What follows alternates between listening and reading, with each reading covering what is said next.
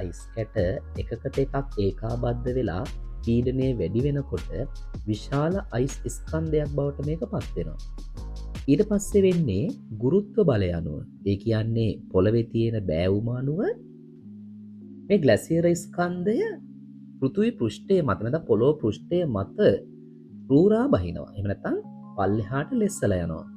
මෙන්න මේ ග්ලැසියරයක් ගුරුත්ව බලය අනුව පොළවේ බෑවුම අනුව පහත් ප්‍රදේශවලට තල්ලු වෙලා යන ක්‍රියාවලියට අපි කියනවා ග්ලැසියරකරණය කියලා. එතකොට පොළොව තලය මත ගමන් කරන අයිස් කුට්ටියකට තමයි අපි ග්ලැසියරයක් කියන්නේ නැත්නම් ග්ලැසියරකරණය කියලා කියන්නේ. වර්තමානයේ ගත්තොත් එහෙම ලෝකේ අපිට ග්ලැසියර දකින්න ලැබෙන්නේ අයිස් ස්කන්ධයකට. මෙන්න මේ අයිස් ස්කන්ධය එහෙම නැත්නම් මේ ග්ලැසියර් ස්කන්ධය පෘථිවි පෘෂ්ඨය තද කරමින් ඒක දැඩි පීඩනයක් ලක් කරමින් ක්‍රමානුකූලව ගලා බසිනවා. ගලාගෙන ලෙස්සගෙන යනවා. එතකොට මෙන්න මේ ක්‍රියාවලිය අපිට හඳුනා ගන්න පුළුවන් ග්ලැසියර කරන ක්‍රියාවලිය ආකාර තුනකින්. එකක් තමයි කාදනය, ඊට පස්සේ පරිවහනය, ඊට පස්සේ නිදිසාදනය. ඒතර ග්ලැසියර කරණය තෙවදෑරුම් ත්‍රිත්ව ක්‍රියාවලියක් තමයි අපිට හඳුනා ගන්න පුළුවන් වෙන්නේ. ඊට පස්සේ අපි බලමු ග්ලැසියර කාදනය කියන්නේ මොකක්ද කියලා. ඔබ දන්නවා කාදනය කියන එකේ සරල අදහස තමයි ගෙවා දැමීම. ග්ලැසියරයක ත්‍රිත්ව ක්‍රියාවලිය තුළ වැදගත්මාංගයක් විදිහටයි අපි මේ කාදනය හඳුන්වන්නේ. ස්වභාවිකව තියෙන බැස්ම දිගේ පහළට ගමන් කරන අයිස් කුට්ටියක් ඒ ගමන් මාර්ගයේ තියෙන හැම පාෂාණ ද්‍රව්‍යයක්ම කාදනයට ගෙවා දැමීමට ලක් කරමින් ගමන් කිරීමක් තමයි සිද්ධ වෙන්නේ. එතකොට මෙන්න මේ ග්ලැසියරයක් විසින් සිදු කරන්නා වූ මේ ගෙවා දැමීම හෙවත් කාදනය අපිට ආකාර තුනකින් හඳුනා ගන්න පුළුවන්. එකක් තමයි උත්පාටනය, අනිත් එක උල්ලේඛය, අනිත් එක පිරිසැරීම. උත්පාටනය කියලා කියන්නේ මේ ගමන් කරන ග්ලැසියර ස්කන්ධය නිසා පොළොව තලය මත තියෙන පාෂාණ ගැලවිලා ඉවත් වීම. පාෂාණ කුට්ටි ස්කන්ධ ගැලවිලා ඉවත් වීමට අපි කියනවා උත්පාටන ක්‍රියාවලිය කියලා. ගොඩක් වෙලාවට මේ අයිස් කුට්ටියේ තියෙන කැපෙන සුළු උල් සහිත කොටස් තියෙන්න පුළුවන්. පාෂාණමය ද්‍රව්‍ය තියෙන්න පුළුවන්. මෙන්න මේ උල් සහිත සහ විවිධ හැඩතල ගන්න පාෂාණ හෝ අයිස් කුට්ටි නිසා පෘෂ්ඨතලය සීරී යාම උපමට්ටම් වීමකට ලක් වෙනවා. අපි ඒකට කියනවා උල්ලේඛ ක්‍රියාවලිය කියලා. උල්ලේඛය. අයිස් කුට්ටියක් ගමන් කරද්දී ඒ පාෂාණ තලයේ තියෙන සියලුම පාෂාණමය ජීර්ණාවශේෂ අවසානයේ පිහදෑවා වගේ අයින් කළා දානවා. ඔක්කොම ටික අතු ගෑවාක් මෙන් ඉවත්ව යාමට අපි කියනවා පිරිසැරීම කියලා. සුන්බුන් ආදී විවිධ පාෂාණමය ද්‍රව්‍ය අතු ගෑවාක් වගේ ඉවත් කිරීම ඒ අනුව පිරිසැරීම. ඔබට එහෙනම් පැහැදිලි එවත් ග්ලැසියර භාරය පහත් ප්‍රදේශයට ගමන් කිරීමේ ක්‍රියාවලිය. ඉන්පසු මේ ග්ලැසියරය ක්‍රමානුකූලව දිය වෙන්න පටන් ගන්නවනේ. ඒතර මේ ග්ලැසියරයේ ප්‍රමාණයත් එහි බරත් මොකද වෙන්නේ? අඩු වෙනවා. එතකොට මේ ග්ලැසියරය විසින් රැගෙන තල්ලු කරගෙන ආපු ග්ලැසියර භාරය එහෙම නැත්නම් පාෂාණමය සුන්බුන් සියල්ලම මෙයාට රැගෙන යාමේ හැකියාවක් නැතුව යනවා. ඒකට හේතුව තමයි දැන් ග්ලැසියරයේ ප්‍රමාණය කුඩා වෙලානේ. මොකෝ ටික ටික දැන් මේක දිය වෙනවනේ. එතකොට වෙන්නේ මෙයා රැගෙන එන පාෂාණමය ජීර්ණාවශේෂ ග්ලැසියරය දෙපැත්තෙන් ග්ලැසියරය පතුලෙන් සමහරට ග්ලැසියරය දිය වෙලා අවසන් වුණොත් ග්ලැසියරය ඉදිරියෙන් තැන්පත් වීමක්. අන්න ඒ විදිහට ග්ලැසියරය විසින් රැගෙන එන පාෂාණමය ජීර්ණාවශේෂ විවිධ ස්ථානවල තැන්පත් වීමේ ක්‍රියාවලියට අපි කියනවා නිදිසාදන ක්‍රියාවලිය කියලා. ග්ලැසියරයක නිදිසාදන ක්‍රියාවලිය. එහෙනම් දැන් ඔබට පැහැදිලි ග්ලැසියරකරණය ආකාර තුනකින් සිද්ධ වෙනවා. එකක් තමයි කාදන ක්‍රියාවලිය, අනිත් එක පරිවහන ක්‍රියාවලිය, අනිත් එක නිදිසාදන ක්‍රියාවලිය. කාදනය කියන්නේ ගෙවා දැමීම, පරිවහනය කියන්නේ රැගෙන යාම, නිදි සාධනය කියන්නේ තැන්පත් වීම. ඔන්න ඕක තමයි ග්ලැසියර කරණයේ මූලික ක්‍රියාකාරීත්වය. හොඳයි. අපි දැන් කතා කරන්න හදන්නේ මහද්වීපික ග්ලැසියර කරණය නිසා නිර්මාණය වන කාදිත භූරූප පිළිබඳව. මහද්වීප ග්ලැසියර කරණය නිසා නිර්මාණය වන ප්‍රධානතම කාදිත භූරූප විදිහට විෂම ප්‍රාන්ත හෙළ, රොෂ්මොටෝන්, නූන ටැක්ස්, ෆියෝඩ් වෙරළ, ආගම් ගල්, විල් හඳුනගන්න පුළුවන්. එතකොට අපි දැන් එකින් එක මේ භූරූප නිර්මාණ කරණය ගැනයි කතා කරන්නේ. විෂම ප්‍රාන්ත හෙළ. විෂම ප්‍රාන්ත හෙළ නිර්මාණය වෙන්නේ මහද්වීපික ග්ලැසියර ස්කන්ධයක් ගමන් කරන ගමන් මාර්ගයේ විෂම ගිරක්. එහෙම නැත්නම් අපි හිතමු පාෂාණ ස්කන්ධයක්, එහෙම නැත්නම් කඳු කොටසක් වගේ එකක් තිබුණොත් ඒ කඳු කොටස ඉහළින් කඳු කොටස දෙපසින් සරලවම කඳු කොටස වසාගෙන ග්ලැසියරය ගමන් කරනකොට අන්න ඒ ග්ලැසියරය නිසා මේ විෂම ගිරේ මේ පාෂාණ උද්ගතයේ ඉදිරිපස කොටස දැඩි ලෙස ඛාදනයට ලක් වෙනවා. ඉදිරිපස ස්කන්ධය නැත්නම් ඉදිරිපස මුහුණට දැඩි ලෙස ඛාදනයට ලක් වෙනවා. නමුත් පසුපස කොටස ඛාදනයෙන් ආරක්ෂා වෙනවා. ඒකට ප්‍රධානම හේතුව තමයි මේ ග්ලැසියර් ස්කන්ධය ගමන් කරන්නේ මේ විෂම ගිර වට කරගෙන සහ එය දෙපසින්. එතකොට මුහුණත කොටස දැඩි ලෙස ඛාදනය වෙනවා. හැබැයි පසුපස කොටස ඛාදනයෙන් ආරක්ෂා වෙනවා. අන්න ඒ නිසා මේ විෂම ගිරේ පසුපස කොටස ඛාදනයෙන් ආරක්ෂා වෙලා මේ ග්ලැසියරයේ නරං ආපු භාරය, ග්ලැසියර භාරය තැන්පත් වෙලා සිහින් වලිගයක ආකාරයට නිර්මාණය වෙනවා. අන්න ඒ වගේ ලක්ෂණයක් තමයි විෂම ප්‍රාන්ත හෙළ කියලා අපි හඳුන්වන්නේ. සරලවම කිව්වොත් මේක කාදිත ශේෂ ගොඩැල්ලක්. එතකොට මේක ඉදිරිපස ඛාදනය වෙනවා, පසුපස කොටස ඛාදනයෙන් ආරක්ෂා වෙලා ග්ලැසියර භාරය තැන්පත් වෙලා වලිගයක් වගේ නිර්මාණය වෙනවා. අපිට මෙවැනි භූරූපයක් බ්‍රිතාන්‍යයේ එඩින්බරෝ කාසල් රොක් පර්වතය ආශ්‍රිතව හඳුනගන්න පුළුවන්. ඉතින් විෂම ප්‍රාන්ත හෙළ අදිනකොට ඒක මෙහිම එන්නේ ග්ලැසියරය ගමන් කරන ගමන් මාර්ගයේ තියෙන්න පුළුවන් මේ වගේ විෂම ගිරක්.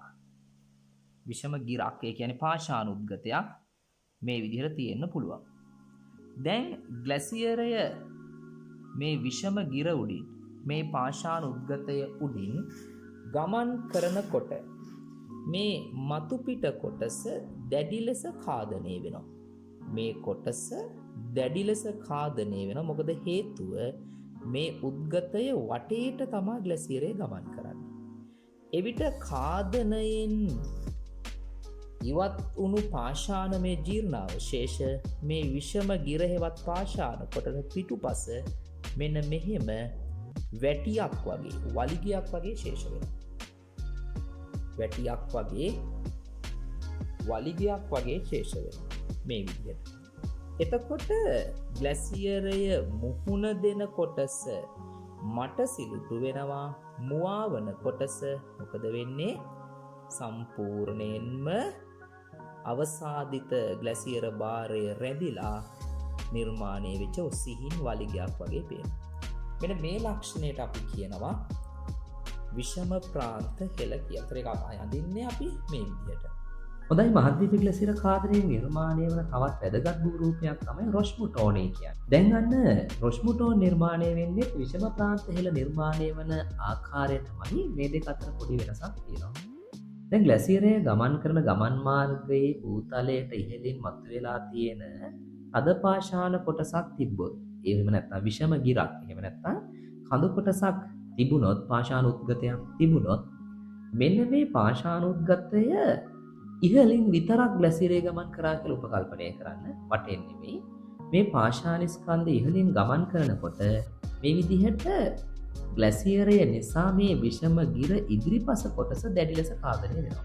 ඒ වගේම ඉහළට එසවිච්ච ග්ලැසියර ස්කන්ධය පහළට කඩාගෙන වැටෙනකොට පසුපස කොටස ඛාදනය වෙනවා අක්‍රමවත්ව. එහෙම නැත්නම් පිටුපස කොටස කඩතොළු වෙනවා. විෂම ප්‍රාන්ත හෙළ. එතකොට යම් හේතුවක් නිසා මේ වගේ පාෂාණුද්ගතයක් උඩින් විතරක් ග්ලැසියරය ගමන් කරොත් මෙන්න මේ පාෂාණුද්ගතයේ මතු පිට කොටස මද බෑවුම් වෙනවා. හැබැයි මුවාවන කොටස මෙන්න මෙහෙම සෝපාන සහිතව දල බෑවුම් ස්වභාවයක් ගන්න මේ විදිහට. මේ ග්ලැසියරය ගමන් කරන පැත්ත මේ විදිහට මට සිලුටු වෙලා ග්ලැසියරයේ කඩාගෙන වැටෙන පිටුපස කොටස සෝපාන සහිත කඩතොළු ස්වභාවයක් ගන්නවා. එතකොට අපි මේකට කියන්නේ විෂම ප්‍රාන්ත හෙළ නෙවෙයි. අපි මේකට කියන්නේ රොෂ්මුටෝන් කියලා. රොෂ්මුටෝන් ලක්ෂණයක් කියලා අපි මේකට කියන්නේ. එතකොට විෂම ප්‍රාන්ත හෙළේ පිටුපස වලිගයක් වගේ. හැබැයි රොෂ්මුටෝන් වල මේක හිස් වැසුමක ස්වභාවය ගන්න බැටළු හැමෙන් සකස් කර මෙන්න මේ රොෂ්මුටෝනයේ එක විශේෂත්වය මුවාවන පැත්ත සෝපාන පඩිපේලියක් වගේ දල බෑවුම් ස්වභාවයක් ගන්නවා. ඒ ග්ලැසියරය මෙහෙම කඩන් වැටීම නිසා. මේ ලක්ෂණට කියනවා රොෂ්මුටෝන් කියලා. මහද්වීප ග්ලැසියරකරණය නිසා නිර්මාණය වන සුවිශේෂී කාදිත භූලක්ෂණයක් විතර නූන ටැක්ස් හඳුන්වා දෙන්න පුළුවන්. නූන ටැක්ස් කියන්නේ ප්‍රතිරෝධී බවින් වැඩි පාෂාණ උද්ගත අයිස්යායට ඉහළින් මතුවෙලා පෙනෙන අවස්ථාවක්. ගොඩක් වෙලාවට කාදනය වෙච්ච පාෂාණවල ගිරි මුදුන් එහෙම නැත්නම් කඳු මුදුන් ග්ලැසියර යායට ඉහළින් මතුවෙලා පේන අවස්ථාවක් තමයි මේ නූන ටැක්ස් කියලා කියන්නේ. සාමාන්‍යයෙන් මේකත් මීටර 600ක් 900ක් වගේ උසකින් යුක්තයි. එතකොට මේක ගොඩක්කට කේතු රූපාකාරව දකින්න ලැබෙනවා.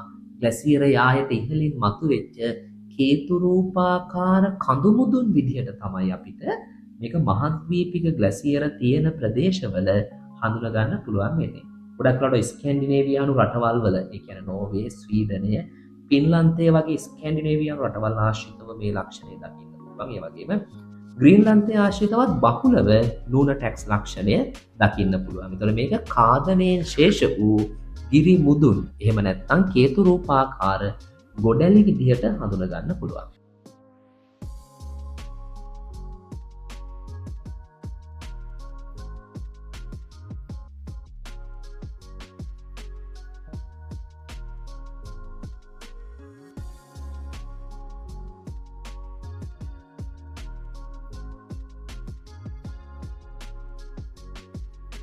මහද්වීප ග්ලැසියරකරණය නිසා නිර්මාණය වන වැදගත් කාදිත භූරූපයක් තමයි ෆියෝඩ වෙරළ.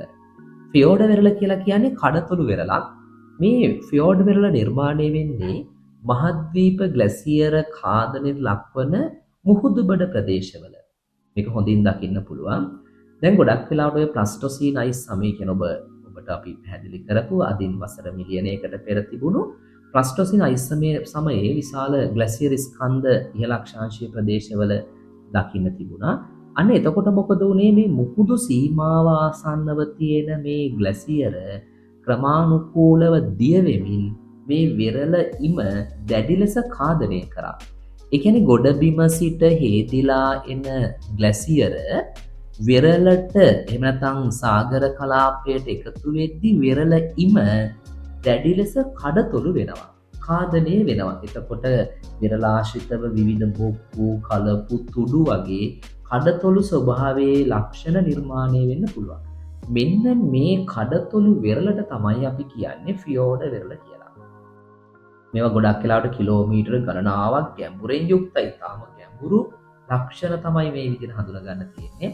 ගොඩක් වෙලාවට මේ වගේ ෆියෝඩ වෙරළ ආශ්‍රිතව ලම්බ නිම්න එහෙම නැත්නම් එල්ලෙන නිම්න දකින්න පුළුවන්. ඒ ආශ්‍රිතව දියඇලි ඇති වෙන්න පුළුවන්. ලෝකේ ගැඹුරුම ෆියෝඩ වෙරළ අපිට දක්න ලැබෙන චිලි රටේ, මීට අමතරව නෝර්වේ, ස්වීඩනය, ග්‍රීන්ලන්තය වගේ ග්ලැසියර තියෙන ඕනම ප්‍රදේශයක ෆියෝඩ වෙරළ අපිට දකින්න පුළුවන්. ඔබ මතක තියාගන්න ලෝක ගැඹුරුම ෆියෝඩ වෙරළ දක්න ලැබෙන්නේ චිලි කියන රටේ. මෙන්න මේ වගේ ලක්ෂණ හොඳට බලන්න මේ අඳින විදිහ මේ වගේ ලක්ෂණයක්. දැන් මේ තියෙන්නේ සාගරය මේ වගේ ලක්ෂණ. ඔබ මේව බලන් ඉන්න අදින දිහා මේ විදිහට කඩතොළු වෙරළක් නිර්මාණය වෙනවා. ඔබ මේ බලන් සිටීම වඩා උචිතයි.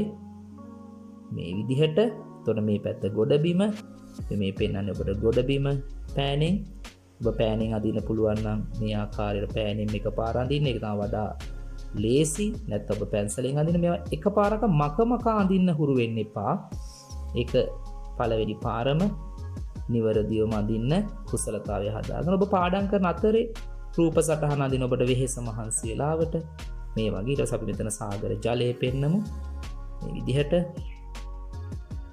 ඔබට පුළුවන් මෙහෙම පෙන්වන්න සාගර ජලය ඔය විදිහට වෙන්න මේ විදිහට අපිට දැන් එනවා කඩතොළු වෙරළක් පේනවා අපිට මෙන්න මේ කඩතොළු වෙරළට අපි කියන්නේ ෆියෝඩ වෙරළ. ෆියෝඩ වෙරළ අඳින විදිහ ඔබට ඔය මම පෙන්නුවේ කඩතොළු වූ වෙරළ ලක්ෂණයක් ෆියෝඩ් වෙරළ කියන්නේ ඒක. එතකොට මේ ග්ලැසියරය දියවෙවි මුහුදට එකතු වීම නිසා තමයි මෙවැනි ෆියෝඩ වෙරළ ලක්ෂණයක් නිර්මාණය වන්නේ. එතකොට මම කියලා දුන්නේ විෂම හෙළ රොෂ්මුටෝනේ නූනටැක් සහ ෆියෝඩ වෙරළ කියන ලක්ෂණය ඇඳගන්න විදිහ. අනිත් එක තමයි නිම්න ග්ලැසියර. එතකොට අපි භූරූප ක්‍රියාවලිය ගැන භූරූප නිර්මාණ ක්‍රියාවලිය ගැන කතා කරද්දී මහද්වීපික ග්ලැසියර කරණේ නැතිවන භූරූප වෙනම කතා කරනවා. නිම්න ග්ලැසියර කරණේ නැතිවන භූරූප වෙනම කතා කරනවා. එහෙනම් අපි මුලින්ම බලමු මහද්වීපික ග්ලැසියර කරණය පිළිබඳව. හොඳයි. මහද්වීපික ග්ලැසියර වලට අපි තව නමක් කියනවා මහතලා ග්ලැසියර කියලා. මහද්වීපික ග්ලැසියර හෙවත් මහතලා ග්ලැසියර. එතන මේ මහද්වීපික ග්ලැසියර අපිට හඳුනගන්න පුළුවන් වෙන්නේ උත්තර ද්‍රවය සහ දක්ෂිණ ද්‍රවය ආශ්‍රිත කලාපවල. ඔබ දන්නවා අපි පෘථුවිය අක්ෂාංශගතව බෙදනවා සමකය, කර්කටක සහ මකර නිවර්තනය, ආක්ටික් වෘතය සහ ඇන්ටාක්ටික් වෘතය, උත්තර ද්‍රවය සහ දක්ෂිණ ද්‍රවය කියලා. මෙන්න මෙතනින් මෙන්න මේ අංශක 66 මාර.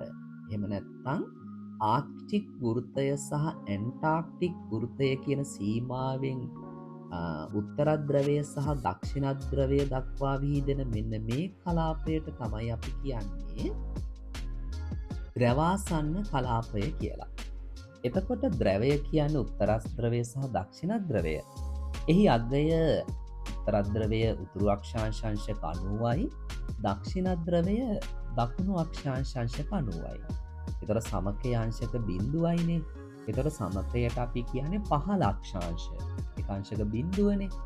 එතකොට උත්තර ද්‍රවය සහ දක්ෂිණ ද්‍රවයට අපි කියන්නේ ඉහළ අක්ෂාංශ කියලා. එහෙනම් අපිට දැන් පැහැදිලි ද්‍රවාසන්නව තියෙන මහද්වීපික ග්ලැසියර වලට ඉහළ අක්ෂාංශීය ග්ලැසියර කියලා නම් කරන්නත් පුළුවන්. ඒකට හේතුව තමයි මේ ග්ලැසියර දකින්න ලැබෙන්නේ උතුරු සහ දකුණු අක්ෂාංශ අංශක 90ට ආසන්න සීමාවල නිසා. එහෙනම් මහද්වීපික ග්ලැසියර මහතලා ග්ලැසියර කියලත් හඳුන්වනවා. ඒ වගේම මේ ග්ලැසියර ඉහළ අක්ෂාංශීය ග්ලැසියර විදිහටත් අපි හඳුන්වනවා. ඔබගේ විභාගෙදී මේක කුමන නමකින් ආවත් ඒ කියන්නේ මහද්වීපික ග්ලැසියර කරණය බව අනිවාර්යෙන්ම මතක තියාගන්න එක නම් අත්‍යවශ්‍යයි. එතකොට මහද්වීපික ග්ලැසියර කියලා අපිට සරලවම හඳුන්වන්න පුළුවන්. මුහුදේ ගොඩබිමේ මේකෙදී මුහුද කියලා නැහැ. දැන් ඔබ දන්නවා අපි දේශගුණ පාඩමේදී ඔබට කියලා දීලා තියෙනවා ඍතු භේදය. මේ ඍතු භේදයේදී සීත ඍතුව උදා වෙනකොට සාගර කලාපයේ පවා හිමෙන් වැහිලා ඝනීකරණය වෙනවා.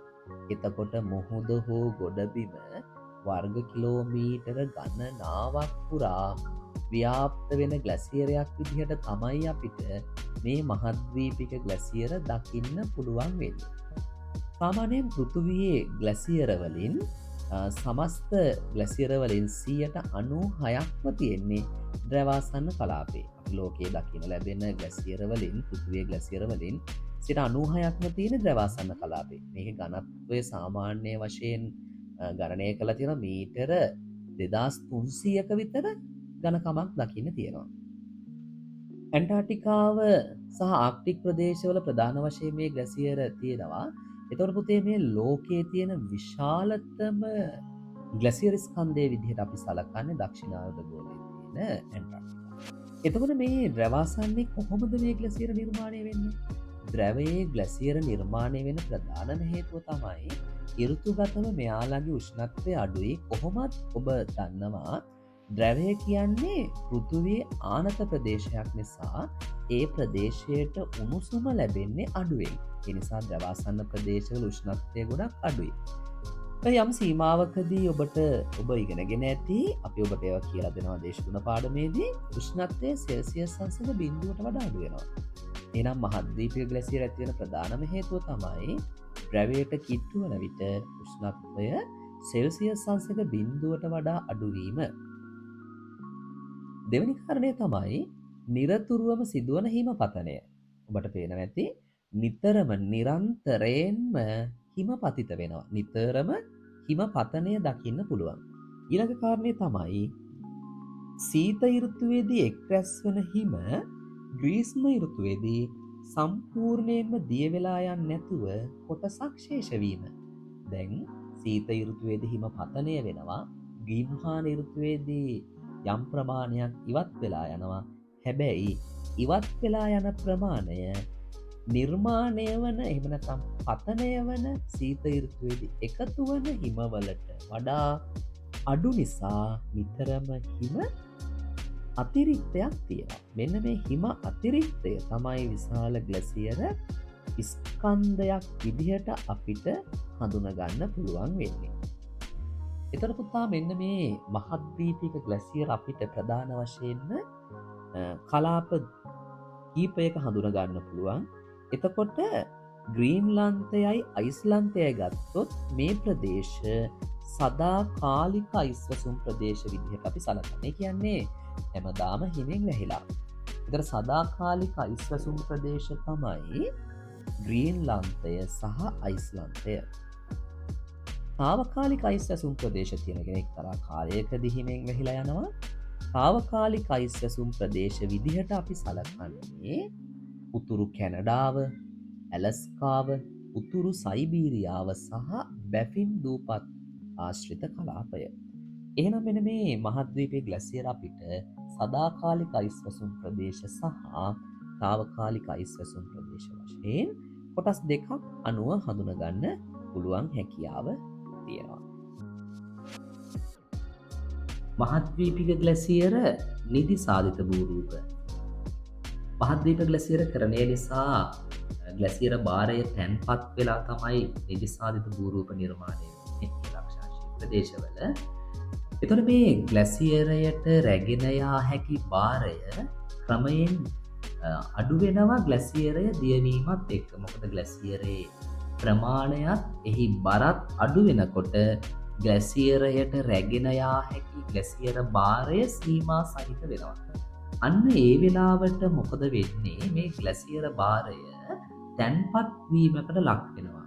අන්නේ තැන්පත් වීමෙන් ඇතිවන නානා ප්‍රකාර හැඩතල තමයි මහද්වීපික ග්ලැසියර නිදිසාදිත භූරූප විදිහට අපි හඳුන්වන්නේ. එතන මෙන්න මේ මහද්වීපික ග්ලැසියර නිදිසාද භූරූප ප්‍රමුඛ ලක්ෂණ කීපයක් අපි මෙතෙන්දී හඳුනගමු. එකක් තමයි ඩ්‍රම් ලීන.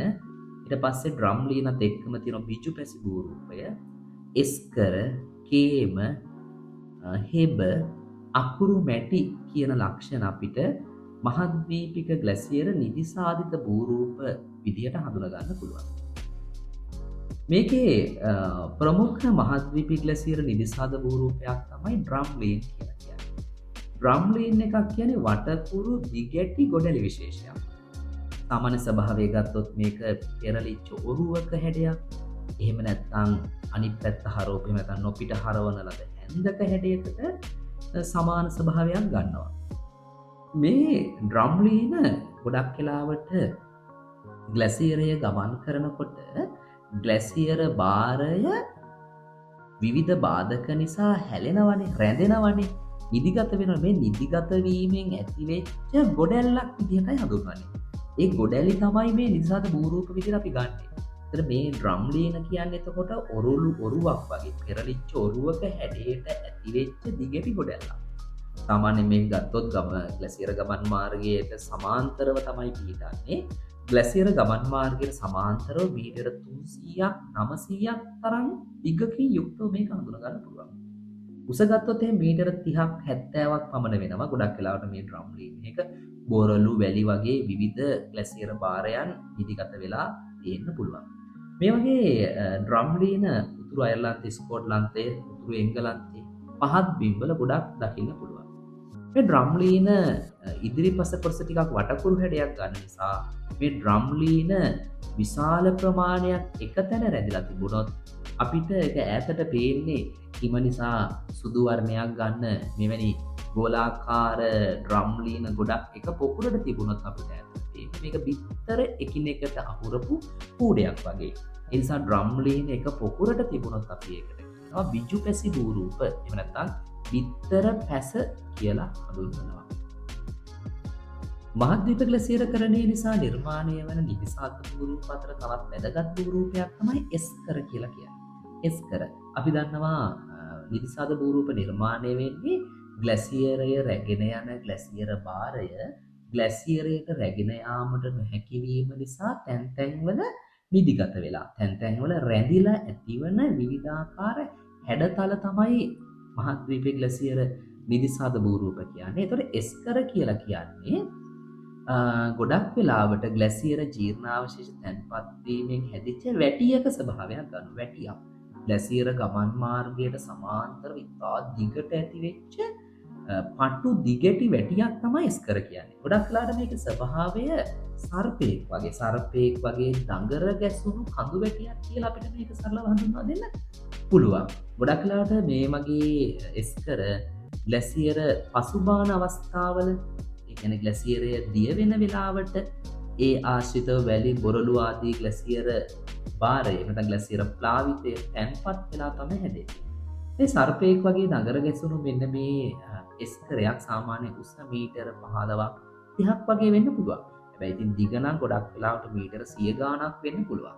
ඒ අනුව සරලවම එස්කර කියන්නේ සර්පෙක් වගේ ග්ලැසියර ගමන් මාර්ගයට සමාන්තරව දිගට නිර්මාණය වෙච්ච විශාල ගොඩැලි විශේෂයක්. කේමන් මහද්වීපී ග්ලැසියර නිදිසාදනයෙන් ඇතිවන තවත් භූරූපයක් තමයි කේම කියන්නේ. ග්ලැසියරයට රැගෙන යාමට නොහැකි වූ ග්ලැසියර භාරය තැන් තැන්වල තැන්පත් වීමේ හැඩතල තමයි මහද්වීපී ග්ලැසියර නිදිසාද භූරූප කියන්නේ. එතකොට මේකත් ටිකක් එස්කරවලට පොඩි සමානකමක් තිබුණත් මේකේ හැඩය කේතුරූපාකාරයි. එතකොට ග්ලැසියරයේ භාරය රැඳිලා කේතුරූපාකාර ගොඩැල්ලක් වගේ නිර්මාණය වෙච්ච ස්කන්ධයක් තමයි කේමයක් කියන්නේ. ඒක ගොඩක් වෙලාවට මේකේ තියෙන වැලි බොරළු වගේ ද්‍රව්‍ය තමයි මේකේ තියෙන්නේ.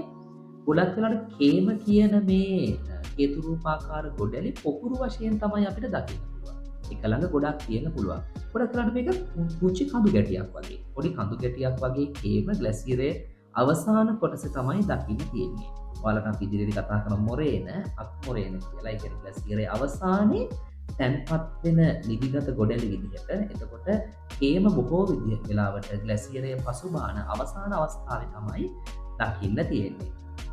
ගොඩක් වෙලාවට ස්කැන්ඩිනේවියාව, ස්කොට්ලන්තය, ඒ වගේම උතුරු එංගලන්තය වගේ ප්‍රදේශවල මේ වගේ ලක්ෂණ බහුලව දකින්න පුළුවන්.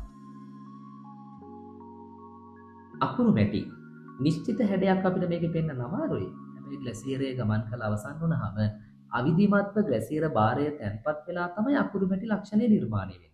දුඹුරු පැහැයක් ගන්න මැටි විශේෂයක් විදිහට මේක හඳුන්වනවා. ගොඩක් වෙලාවට ග්ලැසියර ප්‍රදේශවල කාලීනව සිදුවන සාමාන්‍ය ඛාදනය නිසා බහුලව දක්නට ලැබෙන්නේ නැහැ මේක. මොකද ඛාදනයෙන් මේක ඉවත් වෙලා යන නිසා.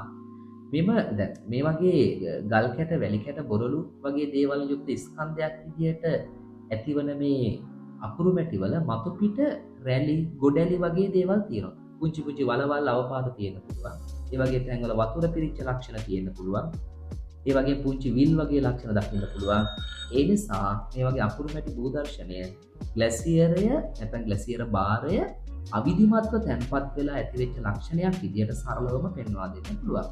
ගොඩක් අර එංගලන්තය, අයර්ලන්තය වගේ ප්‍රදේශවල මේ වගේ අකුරු මැටි බහුලව අපිට දකින්න පුළුවන්. මේ ගොඩක් අර සරුසාර භූමි විදියට අපිට හඳුනගන්න පුළුවන්.